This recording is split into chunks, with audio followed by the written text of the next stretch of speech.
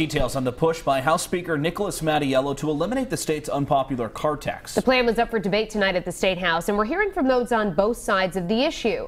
Mattiello wants to get his proposal approved by the end of the month, but many state lawmakers still have questions about how cities and towns around Rhode Island will make up for lost revenue. Eyewitness News reporter Goggin is live in Providence with more on tonight's House Finance Committee meeting.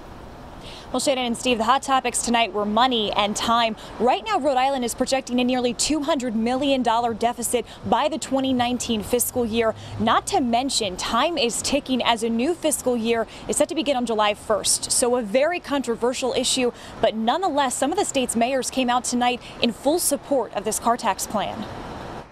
In the battle to cut the car tax, Rhode Islanders first want to cut down on concerns. My wife and I both finally own 2 cars that are dependable. According to House Speaker Mattiello's plan, Andrew Poyant would soon see some relief, but he wants to know where exactly that relief is coming from. We have to reimburse the cities somehow, and there still is no plan of how we're going to end up making up that money. The Speaker's proposal says state money would be used to reimburse communities for the roughly $221 million the car tax currently provides them. If the communities are reimbursed for 100% of their lost revenue, it is property tax relief. That relief will be phased in over the next 6 years until the tax is completely eliminated in 2023.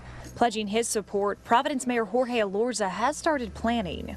I've asked my finance department to delay sending car tax bills for a few weeks if necessary, so we can limit the need for credits or refunds. But other municipalities remain concerned as this bill is on track to become official just before the fiscal year starts on July 1st. And there are communities that are putting their budgets together. They're getting ready to put out their tax bills. So it's very difficult for them to adapt to these new changes while the process is already ongoing.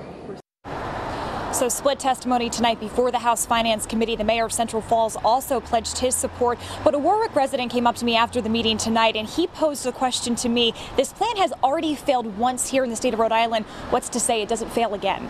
Reporting live outside the State House in Providence with the mobile newsroom, I'm Goggin, Eyewitness News.